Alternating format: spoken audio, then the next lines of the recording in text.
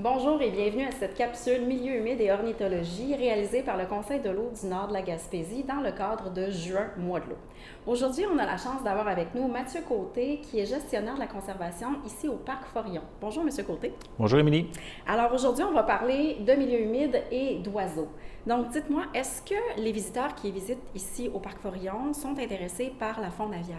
Oui, tout à fait. On a des visiteurs qui s'intéressent vraiment à l'ornithologie puis à essayer de voir des oiseaux dans le parc. Puis il y a plusieurs façons de faire ça dans le parc national. Les gens peuvent le faire de façon autonome ou des fois accompagnés aussi de guides interprètes dans le cadre d'activités. OK. Puis quels sont les endroits dans le Parc Forillon où on peut visiter des milieux humides et qu'on va y voir aussi une faune aviaire intéressante?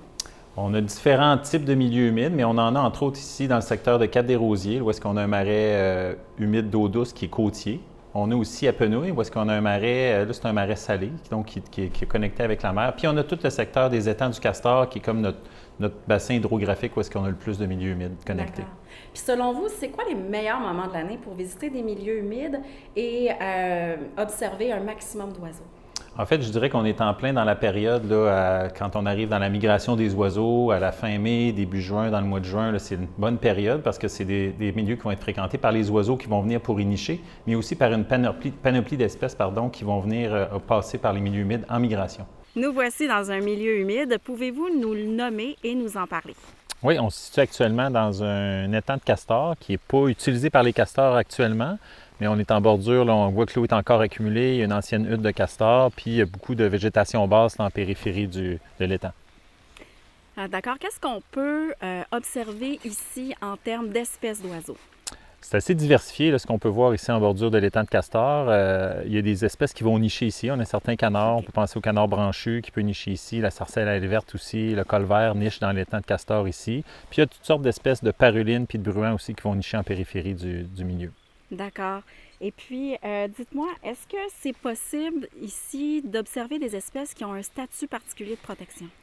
Oui, pas nécessairement des espèces qui vont nicher dans le milieu humide, mais il y a des espèces qui vont utiliser le milieu humide en migration, par exemple. Là. Par exemple, on peut penser au moucherolle à côté olive là, qui est observé régulièrement en migration ici dans le marais. D'accord. Est-ce qu'il y en a d'autres? Oui, il peut y en avoir d'autres. On peut penser à la paruline du Canada. C'est une espèce qu'on va voir régulièrement, là, surtout dans la période de migration. D'accord. Puis qu'est-ce qu'ils recherchent ici dans le milieu? Écoutez, il y a les espèces qui vont nicher, qui vont retrouver l'ensemble des besoins qu'ils ont pour accomplir leur nidification, mais on a aussi toutes les espèces qui vont utiliser le milieu humide en migration, donc qui vont arriver. Les premières espèces d'insectivores, les parulines, quand ils vont arriver, là, ils vont venir près des milieux humides parce que c'est là qu'ils vont pouvoir se nourrir. Il y a une diversité d'insectes. C'est les premiers endroits où est-ce qu'on a des insectes, donc c'est un endroit qui est stratégique et important pour la migration des insectivores. Donc, nous, on n'aime pas les moustiques, mais c'est essentiel pour ces espèces-là. Tout à fait. Avez-vous remarqué des changements dans les 5 dernières années au niveau des milieux humides puis des espèces qui les fréquentent? En fait, ici au Parc national Forillon, on fait plusieurs suivis de différents écosystèmes.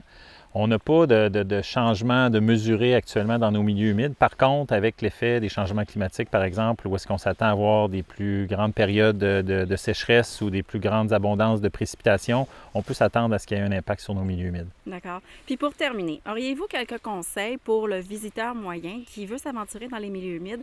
Une façon de les visiter en restant sécuritaire, mais aussi pour protéger le milieu qu'ils visitent?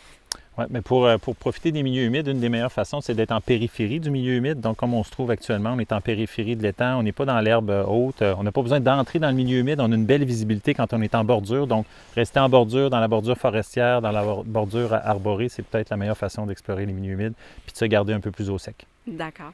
Eh bien, merci beaucoup. Merci de votre temps. Merci à Parc Canada de nous avoir permis de visiter une portion du Parc national de Forillon.